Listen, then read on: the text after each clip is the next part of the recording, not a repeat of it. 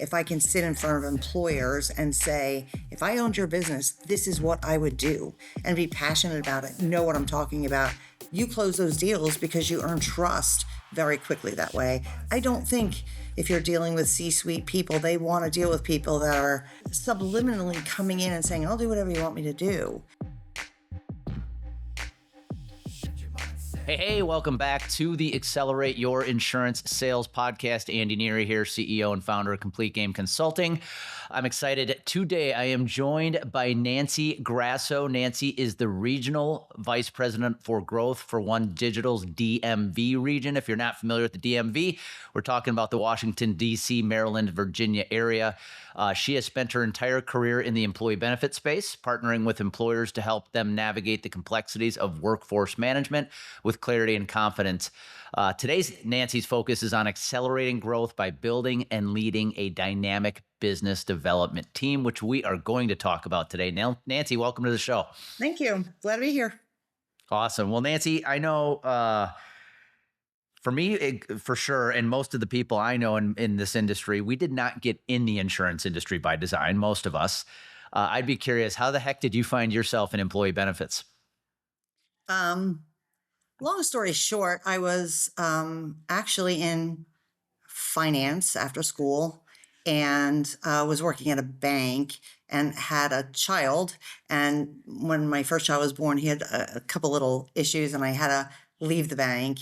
And my dad owned an agency like everybody else, right? That's a lifer in this business. My dad owns an agency and in the late 80s, early 90s. And I went to work for him, playpen in his office, me answering phones and doing all that. And, just grew to love it. And I just got good at it. And, eventually I left my dad, went to work for a carrier, did all that. I haven't had a lot of different jobs. I've only had 3 real employers per se during my tenure. My dad, then I went to work for an insurance company called American Medical Security. I was in the Florida market. They're long gone, got bought by United Healthcare. I learned a lot there, especially about self-funding. That company did a lot of smaller group self-funding in a time when people didn't do that. So I learned a lot there.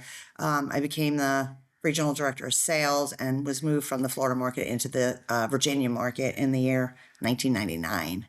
And since then, I've been in the Virginia market in the DMV. And I'd be curious because one thing I really respect about you and I like about you, and I hope this doesn't come off the wrong way, but you're kind of no nonsense. You shoot it to the point, and I really like that about people who are that way. Do you think that that personality trait has played an important role in your sales success? 100%. I feel like, after the company I worked with was bought by United Healthcare, I just decided I'm doing this on my own. I feel like I'm trying to guide other brokers to learn about self-funding. And again, this is the late 90s. I came from a market where there was a lot of self-funding into a market where there was very little of it. And so I said, I'm gonna go out there and I'm gonna teach employers how to do this. I think I could do it better than the brokers that I'm helping. And literally hung a shingle and just started. I think it's just a confidence thing. Like if you really believe in yourself, sometimes that confidence shows up as, I don't want to say arrogance, but more about this take charge personality, when it's really just like, I have a confidence, I know what I'm doing, I know how to help employers. And I also think that has been very helpful to my individual contributions towards sales within the companies I worked, because if I can sit in front of employers and say, if I owned your business, this is what I would do, and be passionate about it, know what I'm talking about, you close those deals because you earn trust very quickly that way. I don't think if you're dealing with C-suite people, they want to deal with people that are subliminally coming in and saying, I'll do whatever you want me to do. They're hiring you to consult and help them be a sounding board and give them ideas and help them to get to the next place, as opposed to just, here's a bunch of quotes. What do you want? They don't want that. And so I think that confidence has served me really well over my career. That's a good point. We throw the words broker, consultant, advisor around pretty loosely in the industry. And I think one of the big things that does separate a broker from a consultant, broker is the one that's going to put the spreadsheet of numbers in front of you and says, okay, which one do you want? Mm-hmm. Whereas a consultant is really giving you that advice. Like, if I were you, this is what I would do. And I Mhm. think one of the things that makes all top advisors successful is they have an opinion. And I think that's what you were kind of alluding to is when you meet Mhm. with a client, you're giving them your opinion, your advice, not just Mhm. I produce a set of numbers and a bunch of plans and let you decide which path you want to go. 100%. Yeah, and I think a lot of people struggle because of that. We have clients we work with from time to time where I can tell like you're just trying to be your client's friend and be your prospect's friend, and that's why you're not winning business. You're not coming in with an opinion Right. and saying this is the stake I'm laying in the Mhm. ground and what I believe I can help you with. That confidence, like you said, it's not arrogance, it's confidence. Mhm. That comes off as credibility with the prospect. Would you agree? I agree. I think you build trust very quickly that way because you're not only telling them this is what I think you should do, this is why. This is why, and here's where you are. And this may be a 1, 2, 3, 4 year strategy, but here's the first move, and here's why. And if you don't do this, you're just going to be doing the same. Like you're always going to be continuing this cycle. How do you break that cycle? How do you do something different? This is why you would do it, and this is what it's going to lead to. And if you could kind of thread that needle and pull it all the way through, I think that you're earning trust because you're helping them to understand how we think about things. Mhm. And so I think part of my success is yes, you build that confidence, but the other thing is you have to be able to teach a little bit, right? Yep. Because you want them to do things they don't already know how to do. And while you can gain trust really quickly, I don't know that it makes sense to tell them what to do and just say, just do it because I told you so. You tell them, just do it because this is what it's going to lead to. So there's a component of teaching and explaining, and all of that packaged together builds a really long standing, trusting environment. You're not easy to replace as a broker when somebody comes in with a spreadsheet and says, I found you a cheaper option. That doesn't Yeah. mean anything. And I will be honest with you, there are clients, you say broker, consultant, advisor. Um, I think when the brokers out there want to sell with price, they kind of ruin it for a lot of other people because sometimes I think the industry has set our customers up to think that's what we should be doing. They're like, well, I can't give you my business unless you get me a quote. Well, why? Everybody's going to get the same quote. Quotes are just numbers. What do you do with them? And so we've kind of trained people, business owners to expect quotes from us. And sometimes that's a little hard to unwind. And we all know we don't want to do a bunch of quotes and a whole bunch of work in order to get the business because if you win it that way, you're going to lose it that way. It's more about how do you turn that conversation into a more strategic evaluation of what they're doing and leading them in a different direction. And so sometimes that's a little hard when they're almost expecting us to lay out some spreadsheets in front of them. Well, and to your point, we all could agree a lot of businesses are making bad decisions about their benefits because of the way they make the decision. However, if we broker consultants are just playing into their bad decision workflow, Hmm. nothing ever gets better. Right. And I do believe a lot of those bad decisions were years of how we trained them to make the Hmm. decision Hmm. versus trying to guide them down a different path. And I think your point's well made with having the opinion. Sometimes they don't even know what the problem is, right? We think it's obvious, but they don't know what the problem is. So when you come in and you have an opinion, you say, hey, here's what's going on. Here's why I'd advise you to do this and why. Hmm. And you spend a lot of time educating them on what the problem is so they can get to the point where they realize they have the problem. Those are the true consultants that are growing Hmm. books fast these days. I would agree. I would agree. So how long did you have your agency then in the DMV? 2004 to 2012. Okay, and then is that where you became, were you part of an acquisition then with OneDigital? Correct. In Okay. 2012, 1112, One Digital acquired my agency. Okay. Hmm. So you've been with OneDigital now 14 years. Hmm. So you've seen a lot of evolution at Well, it's really OneDigital, I'm funny. sure. One Digital, when I tell this, I think it floors people. When I started with One Digital, there were 200 employees and it was a $50 million company. And now it's just shy of a $2 billion company with 6,000 employees. So it's just I've seen it all. I've seen this, Yeah. exponential growth that I could have never imagined. But it's been fun. It's been fun. I will share this story because when I still share this with prospects. when I look at how our business has changed and who we serve today compared to maybe who we served 18, 24 months ago, Mhm. a lot of it comes back to the event I spoke at that you hired me for in the Mid Atlantic Mhm. when you had me come to your summit. I think it was the Mhm. summer of 2023. Mhm. You had it was like a barbecue luau, Yep, right? yep, yep. And I, by pure happenstance, happened to sit next to Adam Breckman for dinner. Mhm. And he just started telling me the story of how he built OneDigital. And I never knew it. I mean, basically, it was one agency. He just grew, right? Mhm. And it made me realize I still think about that conversation today when I go, what separates an agency owner that's had an agency for 20 years that's still sitting at a $500,000 Mhm. versus an agency that started as one shop that now has 6,000 employees and worth 2 billion. Mhm. It's just the way people think. It's vision.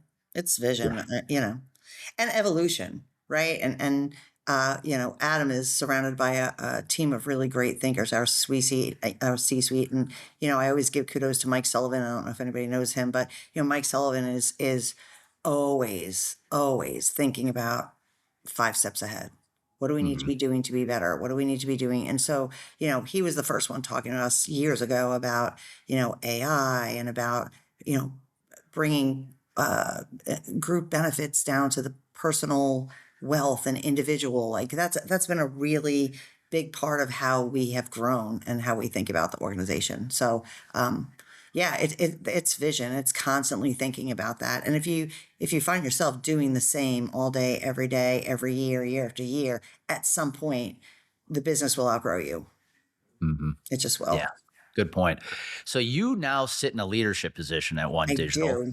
You made a comment offline where you never thought you would be in a leadership position. Yeah. How was that transition for you? Um, from a execution of my work standpoint, it's been really good. Um, I just I just never really envisioned myself leading so big of a team. I think I like it a lot, and I think I'm pretty good at it. I think my team really enjoys my leadership, and we work really well together. I think my work and the work our team does together, we really move the needle together. There's a lot to be said from going from individual contributor in a large organization to being in leadership in a very large organization now, right? Early on in my leadership days, because I've been doing this job for about 7 years, so and it's evolved. It's evolved. I was a kind of a player coach when I first started, and then at some point it gets to be really a full time job, and so do I. I have to choose one path or the other, and monetarily, the path is to be a producer. Like producers will always make the most amount of money that you could possibly make.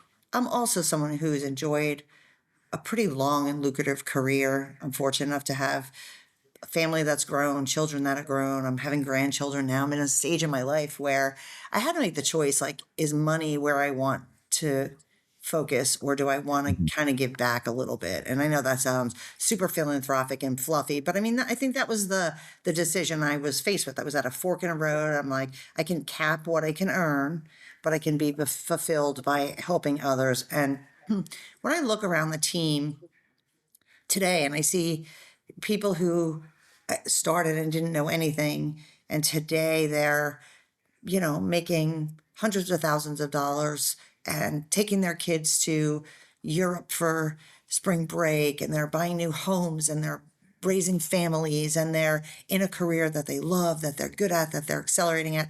That's kind of the reward for me. And sometimes I have to remind myself of that, because being in leadership, believe it or not, is takes more time of my Mhm. personal time. When I was in production, you have to work hard, you have to do all the blocking, tackling, do the things that you have to do all the time, and you can't let your foot off the gas. But sometimes I feel like I'm in, you know, Zoom death. Like I'm constantly in these meetings. Everybody wants your opinion and they don't really listen to what you have to say sometimes. It's just leadership. It's being part of a bigger leadership team and being in just a host of different decision making points meetings to discuss, that. And Mhm. so sometimes that can be a drag. It really can Well, but be a drag. I think going back to what you even said earlier, the success with a producer being able to educate and teach. Being a leader now, your job is to educate and teach, not just the CFO of a business who's trying to control their benefit costs. You're now teaching a team of producers, Mm-hmm. how to be successful. And you've seen a lot of producers come and go, I'm sure, over the last 7, 8 years.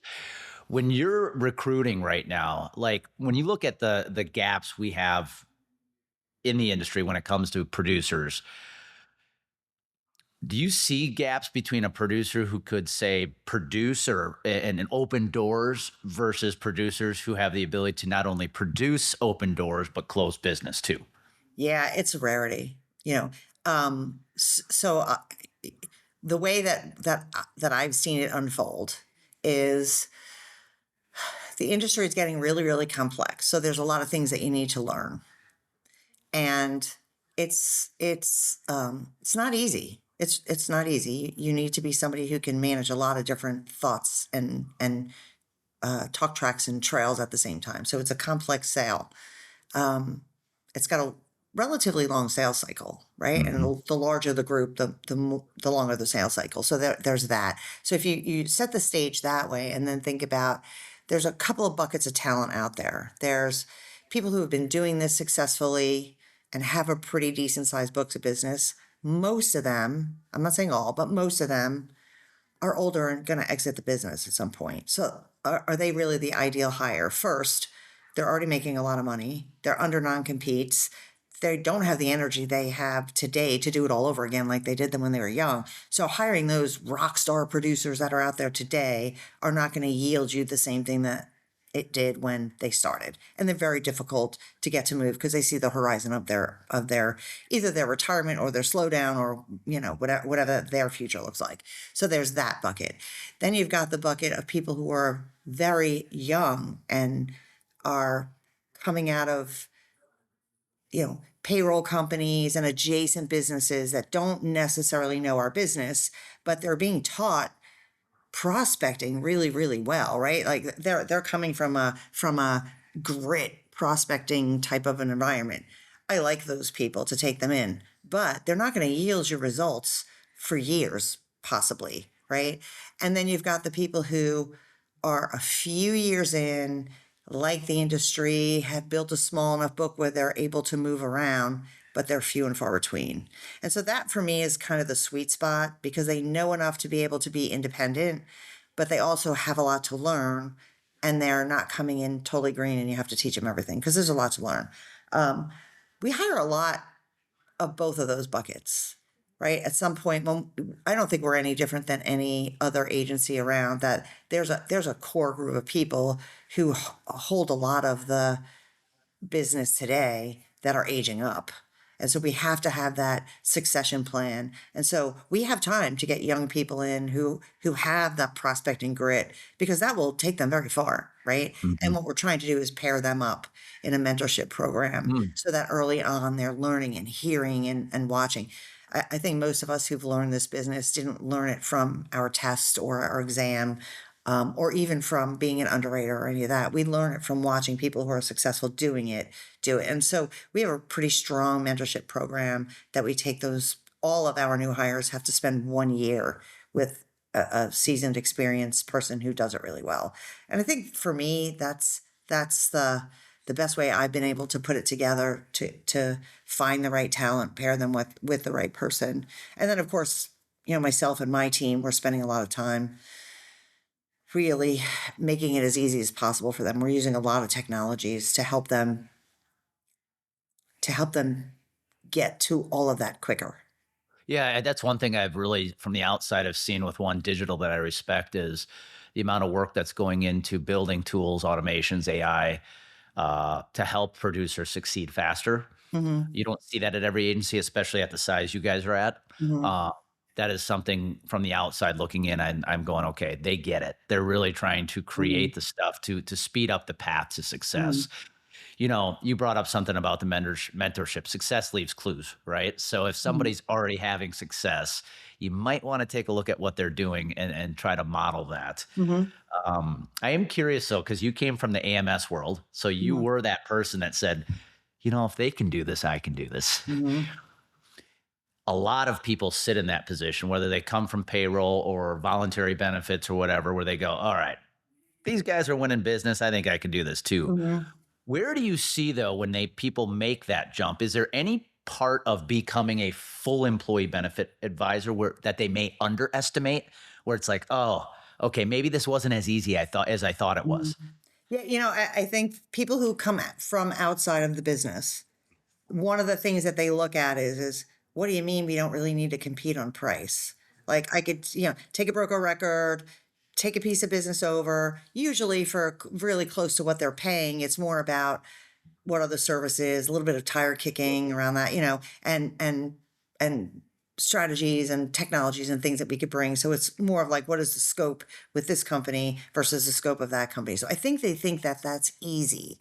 I think what they underestimate is how complex this business is, how important it is to an employer, CFO, CHRO, CEO, whoever you're working with, to have the right person and the right team in there. And when they find it, it is very hard to displace it.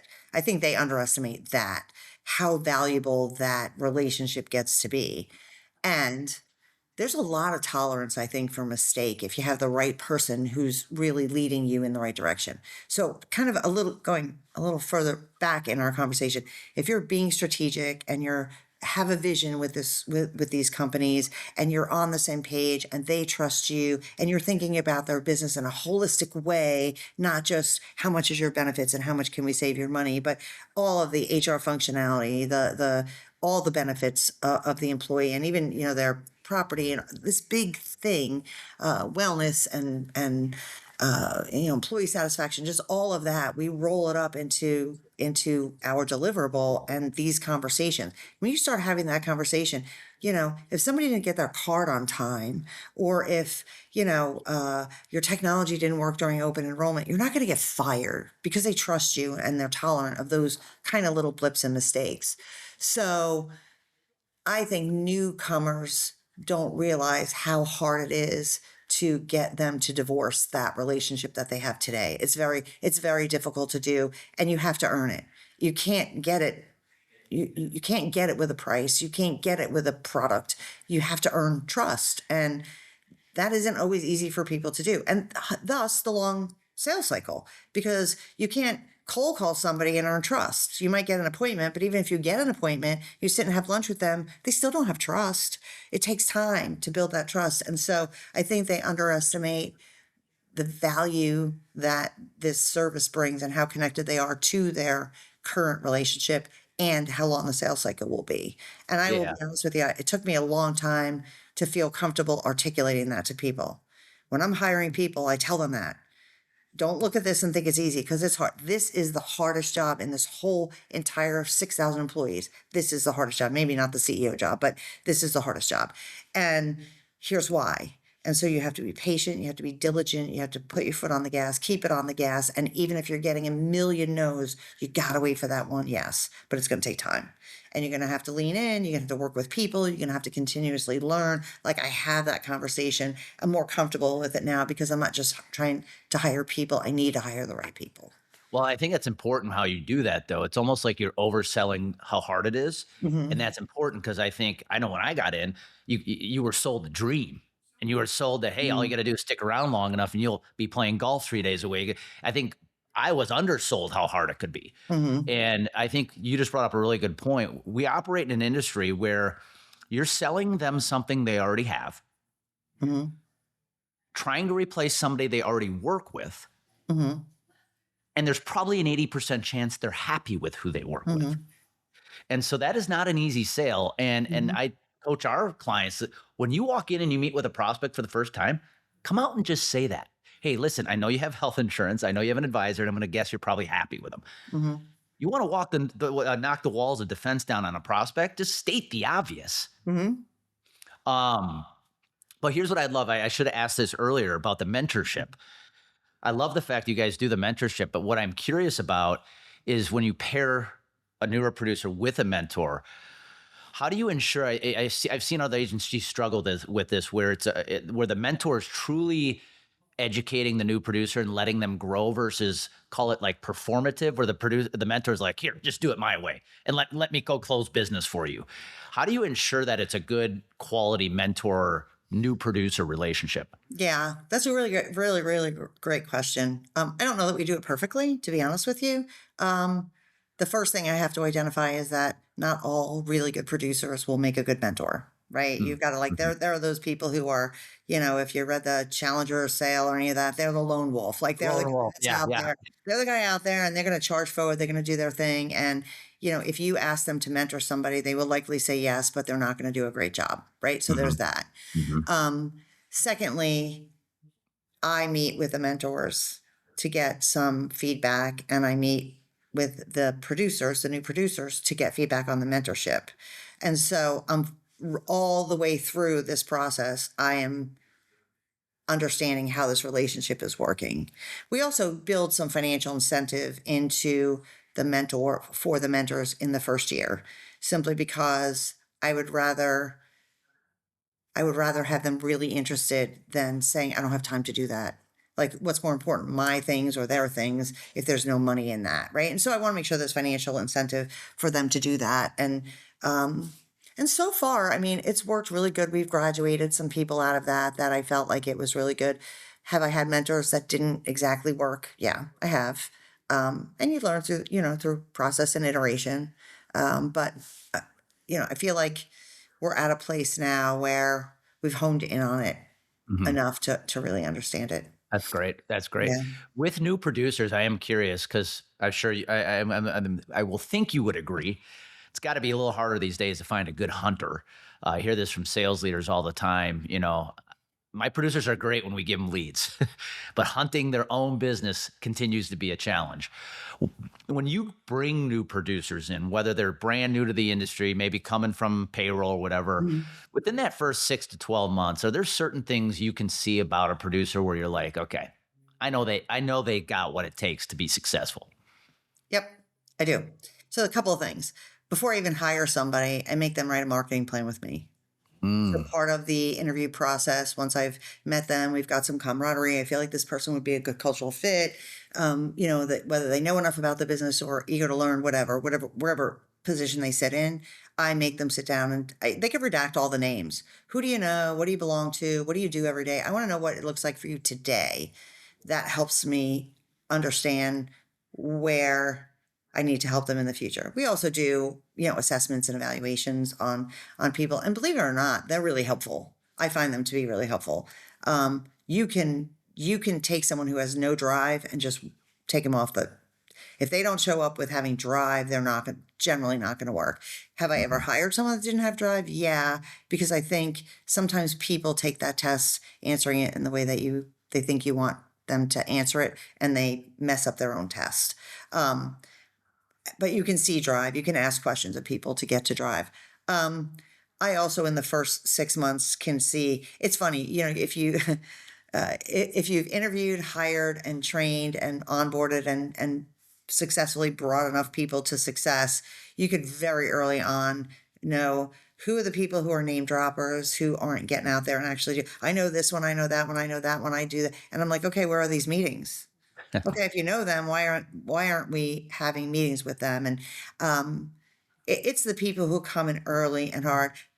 The other thing we do is it's funny. We just had one this week. We do a little bit of like call day contests still, and I know it's kind of cheesy and whatever, but it forces people who don't always prospect well, like these really seasoned producers who have been around a long time making a lot of money. They don't ever really want to prospect, right? They have a book and they grow incrementally, but I want them to prospect. And so with these prospect days, you can see who shows up, who mm, wants to win, who's got the activity. I mean, we'll have people who have 200 points versus like 12.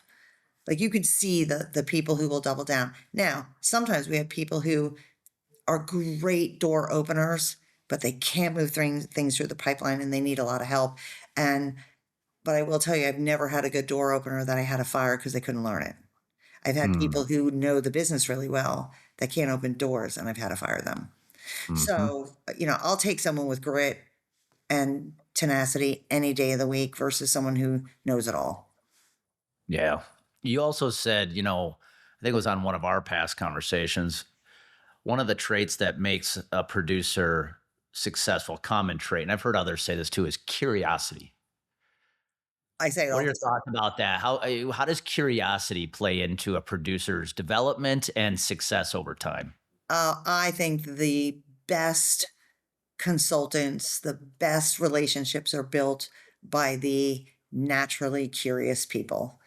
I love when I interview people and they ask me a lot of on the fly, unprepared, really good questions. I love that because I know that inside they are just naturally curious. And naturally curious people will build trust really quickly because they're curious. So they ask that second level, third level, fourth level question. Oh, how do you do that? Oh, well, what does that look like? Oh, wow, that's really interesting. What if that doesn't work? They just keep picking and picking and picking at it till they get what they're looking for, till they really have it answered. And if you're the recipient on that, guess what? You get to talk about yourself a lot. And you know that clients love that, right? They want to, Everybody loves to yeah, talk they about them. love to talk about themselves. So I find that very curious people make excellent salespeople. And I look for that particularly. And when somebody has it and they have it in spades, I tell them that.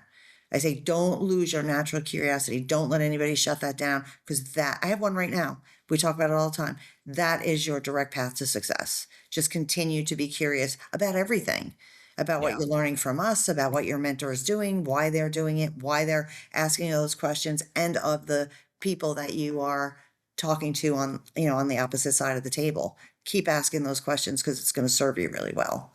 Sometimes I wish I had a little bit more of that natural curiosity. I force it, you know? I watch. I agree. I do these podcast interviews every Mhm. week, and you've got to be really curious. Sure. And I admit, there's probably times I feel forcing it versus watching some people who just are naturally curious. Mhm.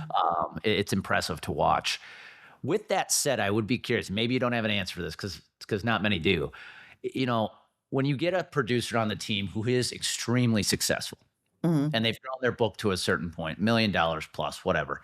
How do you keep, and maybe this is just finding the right people, but how do you keep somebody naturally driven at that point to want to keep scaling?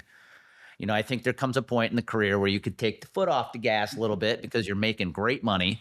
And that's your choice, I guess, if you want to do that. But, as a sales leader, you probably are saying, hey, you've hit 1 million. Let's get you to 2. Let's get you to 3. Mhm. Let's get you to 5. How do you keep somebody at that level Yeah, motivated it's to keep it's going? it's not easy to do, but I have Yeah. quite a few of them actually. We've got, people that have really large books continue to grow them. They make obscene amounts of money and they're driven by success, by wanting to win. So it's, Mm, finding those people and then continually, I don't know that I have a good answer, but continually tapping into that piece of them to encourage them to keep moving on. I think one of the things that I think OneDigital does really, really well that I don't think a lot of our competitors, they'll say they do it well, but we interview everybody. And the one thing that I don't think competitors do really, really well is hang on to the teams. You have a mm, person who works for you who is growing, who has, you know, they grew a book big enough to have a consultant, account manager, an analytic person, whatever your team is built and looks like. And then you have to continually scale that up as they're scaling up. Because what happens is if they have to spend too much time on managing the account, then they don't have capacity or bandwidth to be able to yep. continue to grow. And we allow that. We love to add people to teams. And we have some people who they're in a book and they want to touch everything.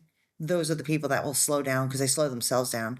And we have others who will continue to nourish the relationship, take them out to dinner, take them to a ball game, call them up on call days. How are things going? But they're not doing any of the heavy lifting. They're no longer in strategy. They are out looking for new opportunities and continuing. And those people touch more people, and it's easier for them to sell because they're not bogged down with those clients. They're meeting people all the time, and their clients Yep. are referring them to people all the time.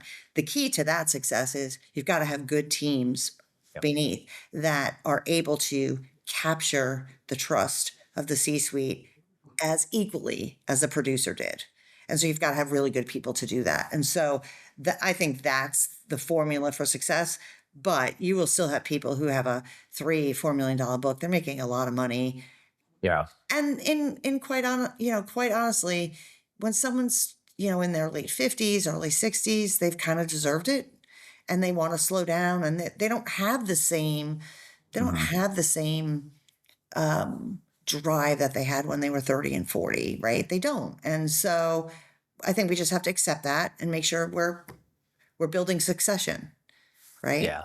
I think when you look at the three paths or the three parts of a producer journey, unvalidated to validated, call it all star. I think the thing that ties them all together is time and how they use it. Right at the beginning, you got a lot of time, so you got to be a good time manager, learn the ropes, learn how to prospect. When you become validated, your ability to continue managing your time so you can keep scaling, because you Hmm. have to scale at that point. You're validated, but you got to keep growing. Right. Then you hit that point where you've demonstrated success. There is a difference between need to grow and want to grow, but at that point, you don't have time. So Right. what are you doing to scale when you do lack the time? To your point is you got to put the right team in place so you can continue spending time in front of prospects and clients. Mhm. And Yeah. there are some producers who love, love, love that to roll up their sleeves, dig in, and consistently do strategy. And Yep. those producers over time build a very large block and almost become a consultant.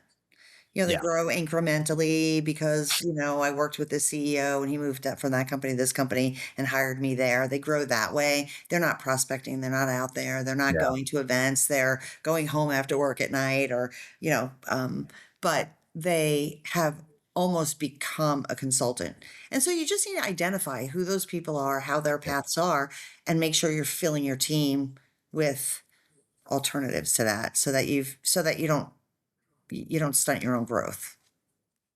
Well, I'm going to ask you one more question, then we're going to go into a fun little quick lightning round to get to know Nancy Grasso a little bit. Okay. So, when you look back on your career, spent a lot of time producing, now you've been leading. When you look back at when you were selling 10, 15 years ago compared to today, where have you seen maybe the biggest change in employee benefits or how employee benefit advisors have to sell themselves, maybe that compared to what we had to do 10 to 15 years ago? Yeah, well, I think it's interesting because, um, my career came full circle. When I started in the business, there were not a lot of providers. Then there became a lot of providers, and then we've scaled back down on the medical side, right? I think the difference today for me is um, it's a lot more complex. Hmm. It's HRIS systems, it's HCM systems, it's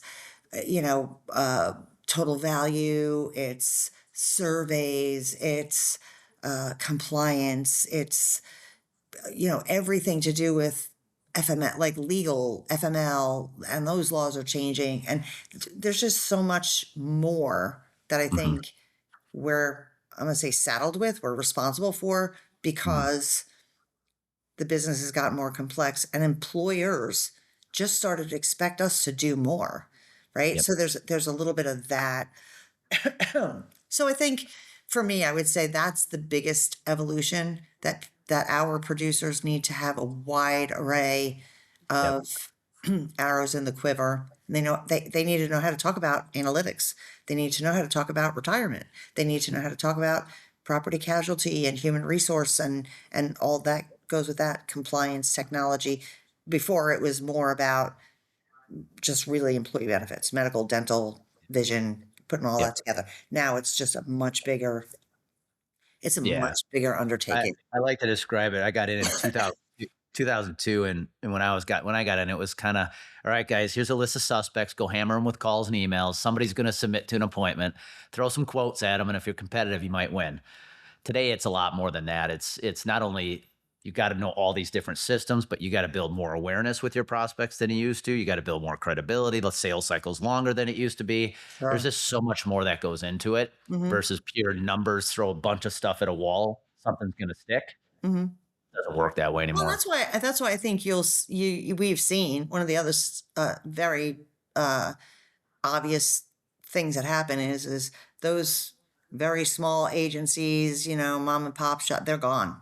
Yeah. They've all been acquired, they've all been gone because they couldn't keep up, right? All this that has to be produced and has to be delivered our value proposition and scope of service went from, 6 or 7 things to it's literally a laundry list of like 2 pages now. And those small agencies just could not, quite frankly, that's why I sold my agency. Like I couldn't keep up. I couldn't put compliance and Yeah. technology. I had to keep changing my systems that were managing our groups because we had to keep adding things to it that our system didn't have the capability, and we started, I don't know, in 2003 with Employee Navigator, and now it's, Navigator, Workday. Like you have to know everything, and so there's a lot more to it today than there was years ago, and it's a lot to get your arms around. And if you don't have people on your team that are excellent at it, or they drop the ball, your whole deal goes. The whole Well, deal and, goes and, one. and we're transitioning away from, transactional broker, even transitioning away from consultative advisor to industry expert. You need experts on your team Yep, yep, in all who each things. have who each have a unique skill set. Yep. Yep. Well, Nancy, this has been an awesome conversation. I really appreciate it. I actually went over what I probably promised you, but it was so Okay, good. I just kept going. I apologize. no problem. But we're going to we're going to take a couple minutes here to get to know Nancy. I did not prepare you for these questions. Okay. But I'm a big proponent of habits, rituals, discipline, all those things. So my first question for you is, what does a typical morning routine look like for Nancy Grasso? Uh, well, at the moment, I need a hip replacement, so my exercise Oh, routine, yeah, my exercise routine is kind of get out the door, but I'm generally a exercise, okay. Bible, pray, do all that in the morning. Then I get literally I get to work pretty early. I start pretty early organizing my day. My organization is a spillover from the day before. I close all my days with organizing my next day. But sometimes, even overnight, you have to reprioritize as you think of Mhm. things. Reprioritize, and I literally I fill my calendar pretty hard to make sure that I'm doing all the things that I need to do. So, I meet with everyone on my team every week. They're calendared. And so my calendar starts to run my day, but everything I need to do is calendared. So sometimes I feel like I'm just going from thing to thing to thing to Mhm. thing. But sometimes that thing that I'm going to is focus time. And it's focus time on building whatever. Or, so I'm blocking off little sections to actually do work or to have think time. Mhm. And I covet that time on my calendar. I don't let people take it because if not, then I start to scatter. Then That's my days are just running me. That's what most successful people do. They schedule time with themselves. Hmm. The calendar looks intimidating, but a lot of the meetings are with themselves. I call it CEO time, Yeah. and Yeah. that's exactly it. No, I love Hmm. that. Hmm. Okay, so hip replacement aside, if you had 60 minutes to exercise, what's your go-to workout? I love to do a good, hard 30-minute cardio, right? So Okay. whether it's a elliptical, a running, a really hard swim, like I love to do a Oh, 30 you minute. swim. I like to swim. We have a pool in the back, so yeah. And I was thinking that even with my hip, I could swim, but that wasn't working either. So I'm headed Well, for I that. do have some advice for you on that if you want to. So I swim a couple times a week, love The it. floating thing between my knees. Yeah, You could everybody go get keeps a telling me pool that. buoy, put it between your legs so you don't have to use them. Yeah, yeah. I've actually heard that my physical therapist told me that.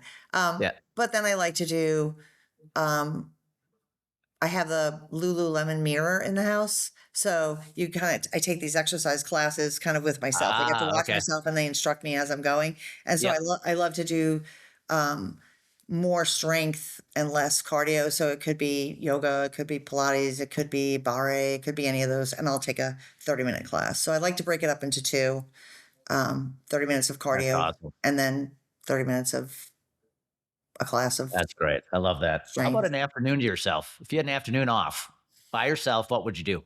It depends on the time of year. So we live on the river, so we have a boat and a pool and a really beautiful outdoors.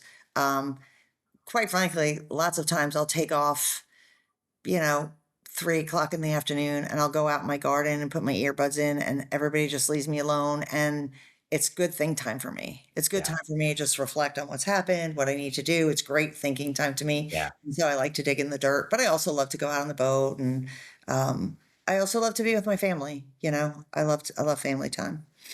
So, Any books or podcasts you've read or listened to lately you recommend? um,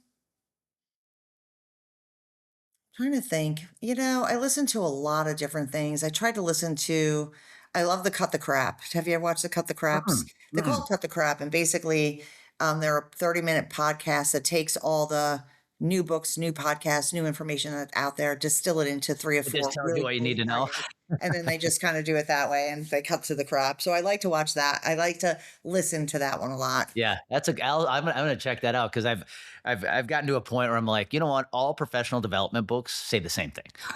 They do, and this person who runs a Cut the Crap, he reads the books, listens to the podcast, and say these are the two things that I got out of that was a little bit different. That's This is what cool. the book's about, and a lot of times we'll have the author of the book or the Yep. podcaster on the 30-minute and Okay. say what were you trying to what was the real nuggets that you were trying to lay out here. And then here's what I got out of that book. So that Mm. I like that the best, just because I'm very direct and quick and cut to the chase, and that's my style. Well, I like you, Nancy. Yep. Well, Nancy, it's been awesome. Thank you for jumping on the show today. I think people are going to get a ton out of this. If anybody did want to reach out to you, what's the easiest way to get in touch with you? Oh, just hit me up on LinkedIn. Okay. I'm in there all the time. If you send me an in message on LinkedIn, I answer them. As long as you're trying to always sell me something, like the in-mail salespeople, like, please, I get so many of those, I can't filter through them. So Nancy, I'm I having them got something filtered your out. team should But see. Yeah. yeah, but if you're somebody who wants to connect in any other way, just hit me Yeah. up on LinkedIn.